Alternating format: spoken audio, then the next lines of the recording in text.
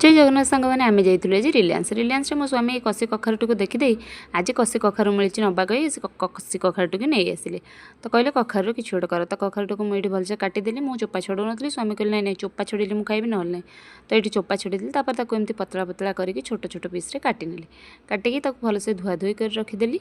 कषि कखारू मो स्वामी को पाकल कखारू पसंद नुहे तो आलू भी काटिदे कखारू संगे गोटे कढ़ई टे सोरिष तेल पकई सोरिष फुटेदेली काटी रखि किसी कंचा लंका और पियाज पकई एमती भाजी नेली कंचा लंका पियाज को एमती हल्का भाजी अल्प भाजी है से काटी रखिया कखारू को पकई नवा कषि कखारू जेहेतु ए किसी पानी फाणी देवार भी आवश्यकता ना कि किसी तो ये कखारू को एमती आम तेल टिके संतुली नवा एमती टिके छेड़ टिके लेउटे नवा काले लगी कौन लगभग हेल्ले भी लेउटे नवा कहीं आरपटा हम ता भर गोटे मसला रेडी करवा गोटा जीरा गोटा धनिया गोटा पानमहुरी और गोटा गोलमरीच को एमती हल्का भाजी नवा भाजिकी तार गोटे गुंड बन नवा तापर आम ए कखारू कौन करा काटी रखिया आलू को भी पकईकी एमती मिसई नवा तापर ए स्वाद अनुसार लुण हलदी पकई नवा लुण हलदी पकईकी एमती गोलई नवा आताको कौन करवा ना टिके समय घोड़ई दबा तो घोड़ई की देखा आम सीझिला कि ना जमती अधा अधा सीझा हो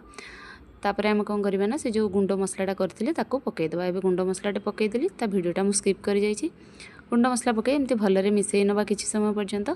तो भाजी नवा ताकू मझे मझे एमती लेउटे पुटेकी एबे देखो आम आलू भी सीझीगला कखारू सीझीगला जेहेतु कषि कखारू एबे किसी धनिया पत्र पकई मिसई ओल्हे नवा देखो मोर प्रस्तुत हो गला कखारू गोटे सुंदर रेसिपी।